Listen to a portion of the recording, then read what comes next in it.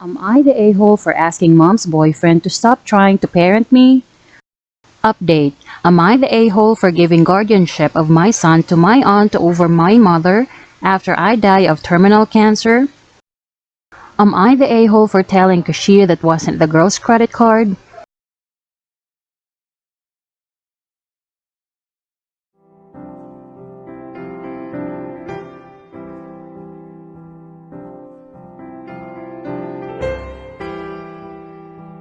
Am I the a-hole for asking mom's boyfriend to stop trying to parent me? My dad died suddenly about a year ago and my mom found this really nice guy that she started seeing. I'm 23 male and going into my final year of college.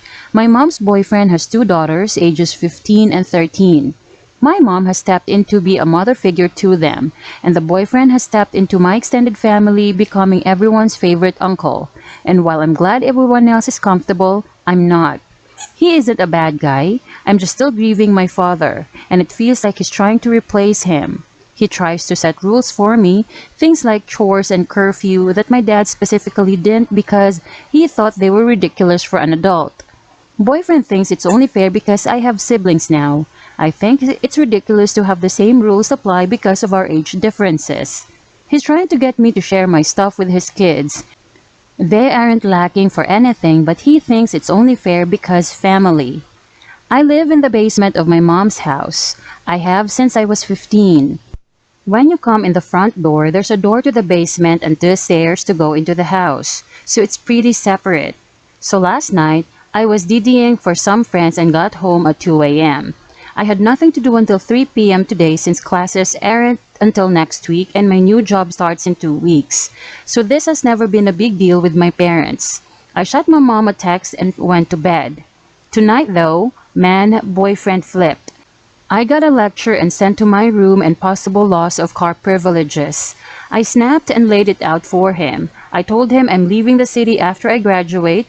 I told him I'm glad my mom found a new partner, but I am not and will not be looking for a new father figure and he needs to respect that. I told him our relationship would be father-son for some time and that he needs to respect me as an adult or that I won't want to have a relationship with him. He told my family and they think I'm the a-hole. Am I the a-hole? NTA. First, he's not your dad. Second, you're a grown man. Third, you're grieving and nobody should be trying to appoint themselves to the place your father held in your life. Fourth, this guy is not family, and neither are his daughters your siblings. He's your mom's live-in boyfriend who brought his kids along. There is no official relationship. He's not even your stepdad yet, and if in the future he marries your mom, he's still not either of the people who raised you. Fifth, I'm very sorry for your loss. It's a terrible thing to lose someone so suddenly. I hope you had wonderful times together and that those memories can carry you through this awkward and difficult situation. I hope your mom is the kind of lady you can tell these things to and that she'll be able to see it from your perspective and tell this guy to stop trying to parent her adult son. NTA, if anything at all, he should be following your mother's example in regards to a strictness closeness boundary towards you. He's overstepping this boundary due to the short nature of his relationship with your mother. 1 year is quite fast to be stepping this heavily into the parenting role of a new partner's children and your adulthood. Despite living under their roof, if your mother isn't enforcing these rules, then neither should he. You've explained yourself politely and put your foot down, however he chooses to deal with that shouldn't be your problem. Sucks that your family doesn't see that, especially so soon after your loss. 1 year barely feels like any time has passed. NTA living for free at your parents' home should come with some duties that you do, particularly if you're not doing anything else. In my family, we started out with taking out the trash and emptying the dishwasher in exchange for allowance. We kept doing that even after the allowance stopped being a thing. A step-parent trying to take the role of an actual parent is a bad thing when you're dealing with a child that has any kind of autonomy, like a 10-year-old or something. Same situation with a grow-up person. The role the step-parent will have is significant other of parent because the parenting job is already over. Being sent to your room? Loss of privileges. Curfews? This man is treating you like a teenager who just got their driver's license a month ago. You need to put a stop to that as soon as possible. But keep in mind that this person also does not have experience raising adult children. Their kids are still teenagers. They don't have a point of reference for what is an appropriate interaction with an adult offspring living with them. So you need to set those boundaries. NTA. He needs to learn his place. You're an adult and yeah, he is trying to take your dad's spot. By trying to be your parent, even though you don't know him that well, have no bond with him, no respect for him past basic human respect, and he hasn't been around, he's trying to step into your dad's place. You're an only child, you were raised as an only child. He needs to stay in his lane, your stuff is between you and your mom only. And your extended family can go pound tar, they aren't in the situation you are. He needs to get it into his head that he's only dating your mom, they aren't married, and even then at any point she can walk away, so he really needs to drop it. Truth be told, you might never see him as a father figure and that's okay. They have to live with that. You need to sit down with your mother, though, and set your boundaries. Make it clear that, well, you're happy for her, this isn't going to happen ... and you don't have to accept them as family either, or listen to anything he says. Your belongings are yours and yours alone, so when it comes to that, he does have to back off, and if your mother doesn't like it, to bat on that. NTA, this man is a walking talking asshole. He probably means well to some extent, but doesn't know how to handle an adult. You've rejected his advances and made it clear that you're grieving and don't need a new dad, and he still goes on with his sick power play. From what you're telling about the car, he sounds a little bit like a gold digger too. Anyway, you really need to have a very serious conversation with your mom. This is her boyfriend and she can't expect you guys to handle this yourselves when he treats you like shit. Show her that you're the one being a reasonable adult about this, and maybe invite her out to lunch or dinner, so you get a safe space away from home and evil stepfather, and get a chance to talk it all through. She needs to set some boundaries with that guy and tell him to get off your back. Her monkey, her circus. If you just keep letting this happen and leave after graduation, your mom will lose her son, because how much will you really come home to visit with that guy around?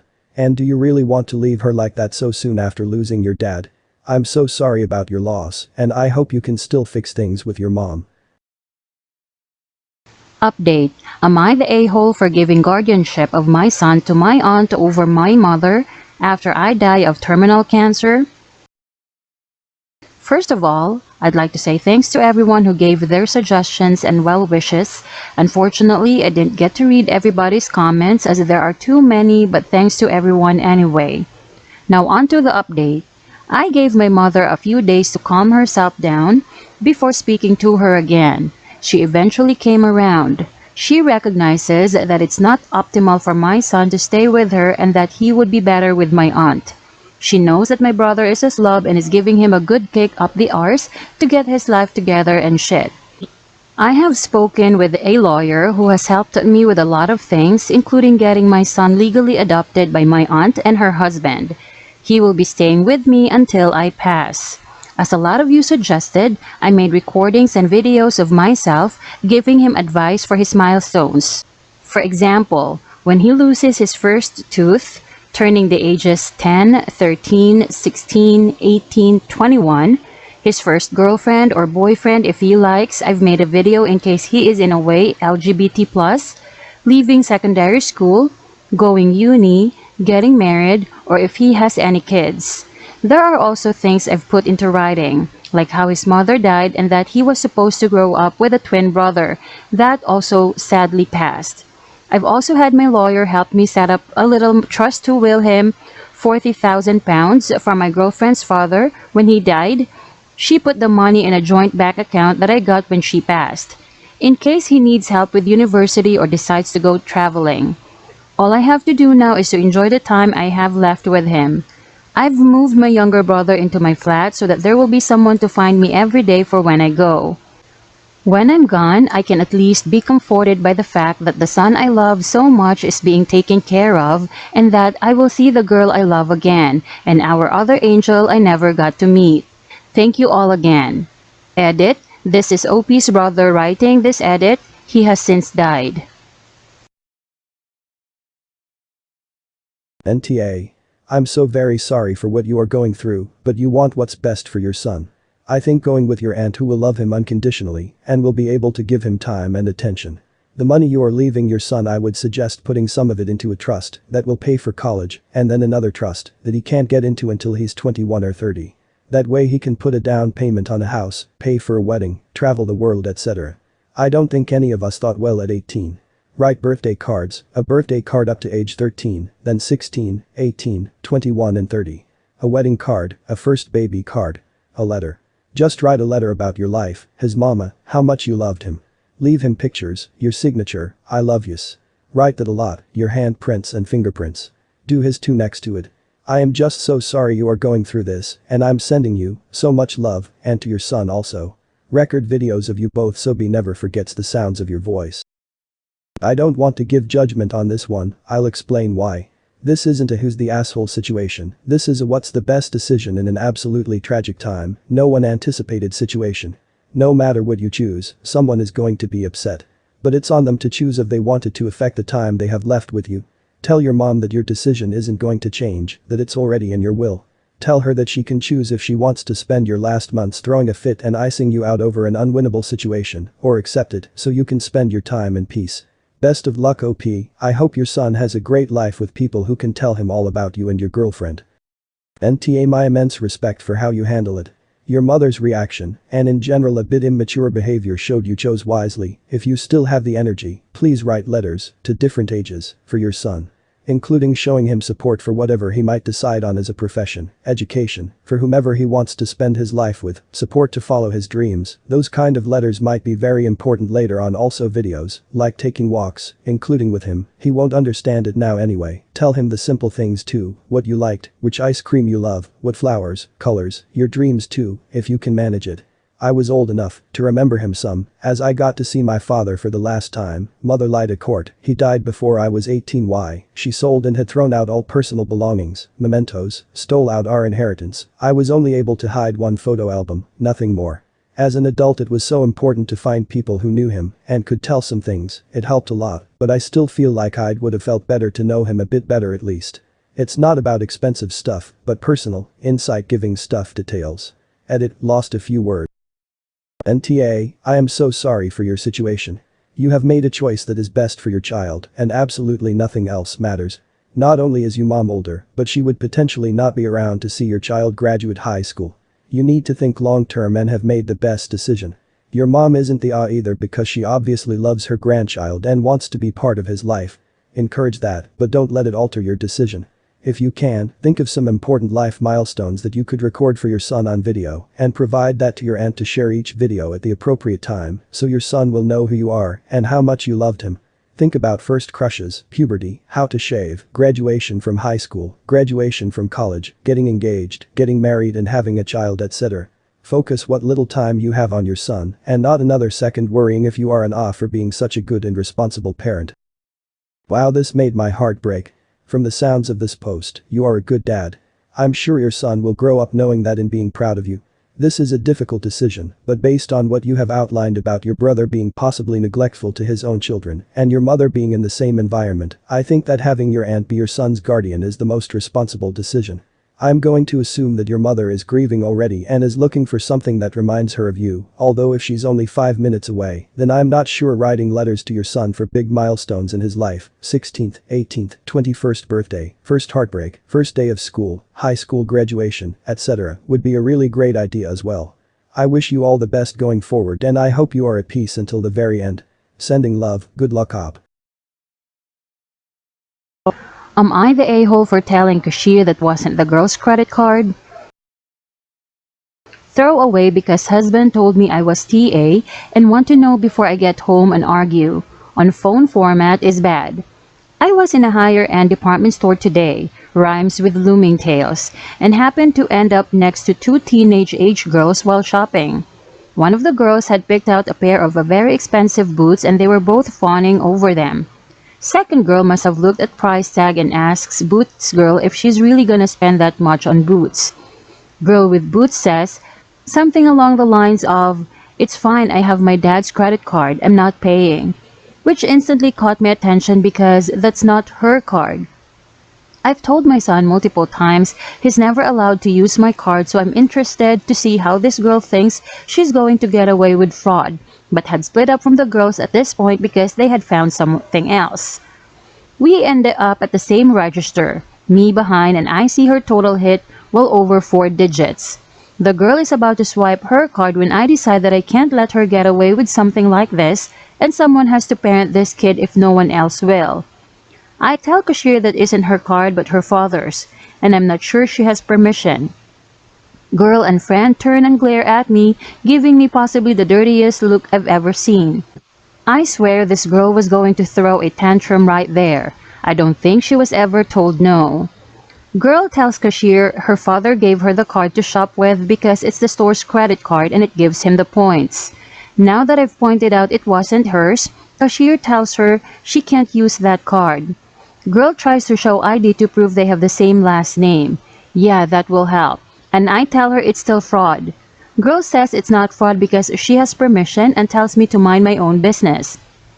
I tell her that it is my business that she's doing something illegal she needs to pay with her own card or I call the cops. Girl is pissed now and people are glaring at me. She uses her own card and leaves crying. Cashier looks mad at me and I tell my husband when I get home only for him to agree I was in the wrong. So Reddit, am I the a-hole? YTA. What the fuck, dude? Plenty of parents hand over their store credit card for their kid to shop in that store. It wasn't even a damn Visa or anything, a Bloomingdale's card. I can't tell you how many times my parents did the same. I had permission to buy what I wanted or needed and to use their card. Some people don't have the same price constraints as you, and a pair of shoes over $1K isn't a big deal. And even then, it's her dad's card. He would have seen the statement and known exactly what she purchased that was that expensive. The fact that this teen was able to pull out her own credit card and put it on there instead of walking away from the purchase shows that this girl is living in a very different world than you.